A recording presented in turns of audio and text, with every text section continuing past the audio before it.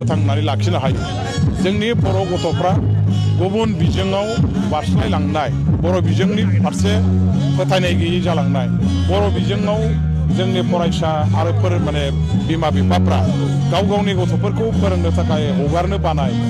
खुलुमबाय लोगोफोर, बिटिसिनि इडुकेशन मिनिस्टार रबिराम नार्जारि सारा बर' बिजोंनि सोमोन्दै माखासे गोनांथार बाथ्रा फोरमायदों। थ' लोगोफोर, नोंथांमोनहा भिडिअखौ नायलांबाय थायोबा मिथिनो मोनगोन बर' बिजोंनि सायाव बिथाङा मा फोरमायखो। थारैनो मोनसे गोजोनथाव बाथ्रा।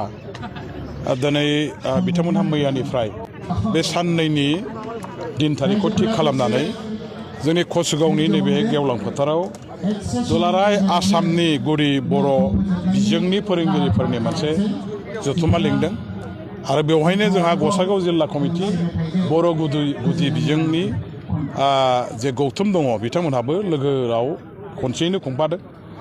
दिनै जोबथा साननि बे हाबाफारियाव आंखौ बेवहाय आलासि महरै बिथांमोनहा लाबोदों आरो बेवहाय आङो बिथांमोननि जथुम्मायाव बाहागो लाफैनानै बिथांमोननि जिखिनि माखासे जेंनाफोर दं, जे जेंनाफोरजों बिथांमोनहा दिनै मोगा मोगि जानो गोनां जादों, बे जेंनाफोरखौ फैनानै आं मिथिनो मोनदों आरो बिथांमोननिफ्रायबो माखासे जोंनो मिथिहोनो गोनां बाथ्राफोर दङमोन हिसाबै जोंखौ बेवहाय लेंहरदों आरो बेवनो दिनै आङो नुजाफैनो मोननानै बिथांमोननि जेंनाफोरखौ सुस्रांनायनि बागै जों जेसे हायो जोंनि बिटिसि गभर्नमेन्टनिफ्राय माखासे हाबाफारिखौ लानो थाखाय आङो बिथांमोननो बाथ्राखौ होदों आरो दिनैनि बे मेलनि गेजेरावनो जोंनि बर' बिजोंखौ जों बोरैहाय फोथांनानै लाखिनो हायो, जोंनि बर' गथ'फ्रा गुबुन बिजोङाव बारस्लायलांनाय बर' बिजोंनि फारसे फोथायनाय गैयै जालांनाय बर' बिजोङाव जोंनि फरायसा आरो बिमा बिफाफ्रा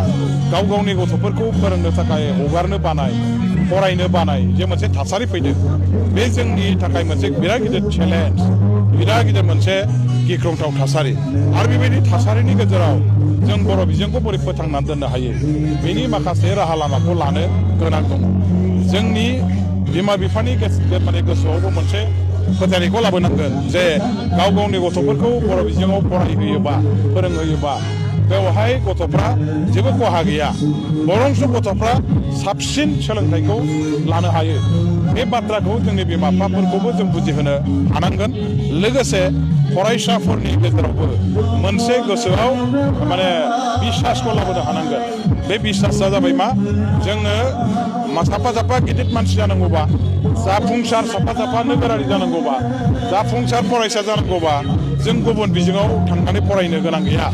जोंनि बर' बिमानि राव बर' बिजोंजों फरायबानो जोङो साक्सेसफुल सासे फरायसा जानो हायो, सासे साक्सेसफुल नोगोरारिजों जानो हायो, गिदिर गिदिर साख्रि, गिदिर गिदिर जोङो माखासे बेफार बानिज्यआव जाफुंसार जानो हानाय मानसि जानो हायो।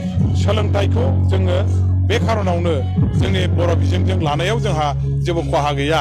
बर' बिजोंजों सोलोंथाइ लायोबा बरंस' जोंहा बांसिन आबुङै जोंनि गियानखौ बुथुमनानै लानो हानायनि राहाखौसो जों मोनो, खाबुखौसो जों मोनो। नैबे बिसासखौ जोंनि फरायसाफोरनि गेजेरावबो जों लाबोनांगोन, जोंनि समाजाव लाबोनांगोन। बेनि थाखाय जोंहा जेखिनि खामानि मावनांगौ दङ बेखौ जों दा बिटिसि गभर्नमेन्टआ मावनो थाखाय आखायाव लागासिनो दं आरो बिथांमोननि फोरोंगिरि एस'सियेसननिफ्रायबो जेखिनि बे बिथिङाव जाफुंहोनांगौनि थाखाय हाबाफारि लानांगौ दं बेखौ जोङो दिनै बे जथुम्मानि गेजेराव सावरायलायनायनि मोनसे थासारिखौ मोन्दों। आंबो বাহত বাহাগৰ লাফাইনো মোননাनै গোজोনनाय मोनदों। আমি গোটেইবিলাক অংকটো মিলাই পেলাই আগবাঢ়িব লাগিব।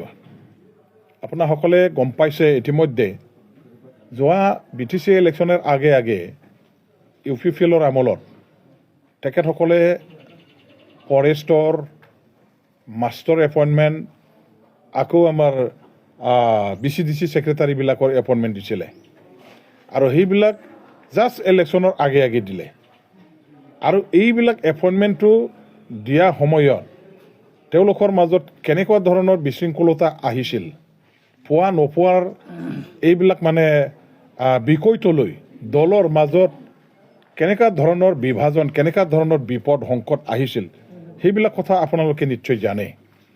আৰু এই সংকট, এই বিপদ, এই দুৰ্যোগ এপইণ্টমেণ্টৰ দ্বাৰা দি তেওঁলোকে সৃষ্টি কৰিছিলে জাষ্ট বিফৰ দি বিটিচি ইলেকশ্যন। এই এপইণ্টমেণ্টৰ প্ৰক্ৰিয়াটো কৰাৰ কাৰণে সেইবিলাক আমি এতিয়া অংকটো মিলাব লাগিব, চাব লাগিব। এনেও আমাৰ যিটো বাছনি প্ৰক্ৰিয়া সেইটো এতিয়ালৈকে শেষ হোৱা নাই।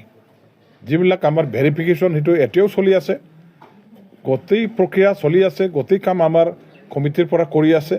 মই চাই আছোঁ যে এই কমিটিৰ কামটো কেতিয়া শেষ হয়, আৰু কমিটিৰ কাম কৰাটো শেষ হোৱাৰ লগে লগে আগন্তুক যিবিলাক আমাৰ এটা ৰাজনৈতিক বা নিৰ্বাচনী প্ৰক্ৰিয়া আহি আছে ইয়াৰ লগতো আমি মানে মিলাব লাগিব, আৰু ইয়াৰ পাছত আমি সিদ্ধান্ত ল'ম এপইণ্টমেণ্ট দিয়াৰ এইটো সঠিক সময় হয় না নহয়, এইবিলাক চাই মেলি আমি সিদ্ধান্ত